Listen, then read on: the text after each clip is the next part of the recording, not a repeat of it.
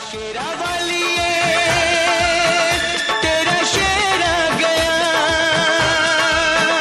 अपने खून से नहलाने तेरा बेटा गया माँ शेरा वाली। হ্যালো হ্যালো মা দুর্গা। কি রে ওষুধ নাকি? ভালো আছিস তো? আরে মা আমি কোনো ওষুধ টষুধ না, আমি তোমার সন্তান বলছি। ও তাহলে গণেশ নাকি? হ্যাঁ বল।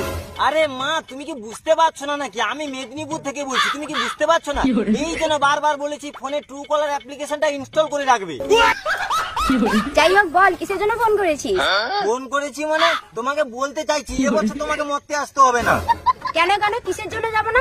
না মানে তুমি আসতে চাইছো আর 10 দিন পর, বাট আমার পকেটে তো 10 টাকাও নেই। এবার তোমার পুজোতে আমি আনন্দ করবো কি করে? তোমার পুজোতে আনন্দ করে ঘুরে বেড়াবো কি করে? পয়সা থাকবে কি করে? বিড়ি মদ গাঁজা এসব খা। ও মা তুমি না আমাকে একটু আনন্দ করতেও দিবে না। আর তাছাড়া এসব খাওয়াটা শিখিয়েছেটা কে? কে আবার? তোমার স্বামী তো, এ মানে ভোলে বাবা তো শিখিয়েছে। তুই এসব ফালতু কথা বলার জন্য ফোন করেছিস? বাড়ি কোথায় রে তোর? ও মা আমি কতবার বলছি যে আমার বাড়ি মেদিনীপুর। হ্যাঁ সে তো তোর কথাতেই বোঝা যাচ্ছে যে তুই মেদিনীপুরেরই মেয়ে।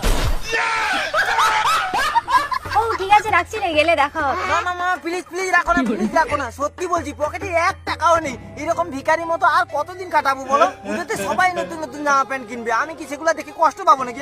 ও ঠিক আছে, তোর কি কি লাগবে বল? আমার 1,500 টাকা দামের একটা ফাটা প্যান্ট লাগবে, আর 1000 টাকা দামের একটা ছাবড়ি জামা লাগবে, আর পুজোর 4 দিন মদ খাওয়ার জন্য 5,000 টাকা লাগবে। তুই কি পাগল টাগল আছিস নাকি রে? আমি মদ খাওয়ার টাকা দিতে পারবো না। তাহলে কিন্তু আমি ওষুধকে এবার বেঁধে রাখবো বলেছিলাম, তোমার সঙ্গে বক্সিং খেলতেই দিব না, দিলে তুমি আর মদতে পুজো দিতে আসতেও পারবে না। আরে আরে বাপ, বেশি মাথা গরম করিস না, টাকাটা না আমি গুগল পেতে পাঠিয়ে দিচ্ছি। থ্যাংক ইউ মা। ও ঠিক আছে এখন রাখি রে, তখন থেকে আমার মাথা খেয়ে নিচ্ছিস শুধু। মা মা মা আরেকটা কথা, পুজোয় ঘোরার জন্য একটাও গার্লফ্রেন্ড নেই, একটা গার্লফ্রেন্ড পটিয়ে দাও না প্লিজ। শালা আবার মিথ্যে কথা। মনে নেই আগের বছর তো একটা ছিল, শাড়ির কুচি ধরা নিয়ে কত ঢং মারাচ্ছিলিস, মনে নেই? মা তোমাকে আর কি আর কমু, সে মায়াটা না একদম ভালো না, আমার মুখে মুইটা দিয়ে চলে গেছে। সারাদিন বিড়ি মদ গাঁজা টানলে কোনো মাইয়াই তোর কাছে থাকবে না।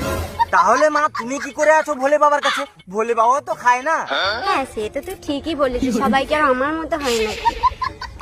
যাই হোক এখন রাখি রে, অনেক কাজ পড়ে আছে, মরতে গেলে দেখা হবে না হয়। মা মা মা আর একটা কথা সত্যি বলছি, মন থেকে বলছি, তোমাকে বরং না এবারে আসার দরকারই নেই। কেন রে আবার কি হলো?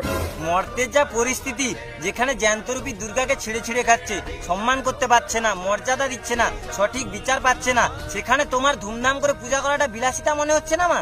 জানি জানি, আমি সবই জানি, তুই চিন্তা করিস না, আমি মরতে গেলে ওদেরকে শাস্তি দিয়ে আসবো। সেটাই যেন হয় মা।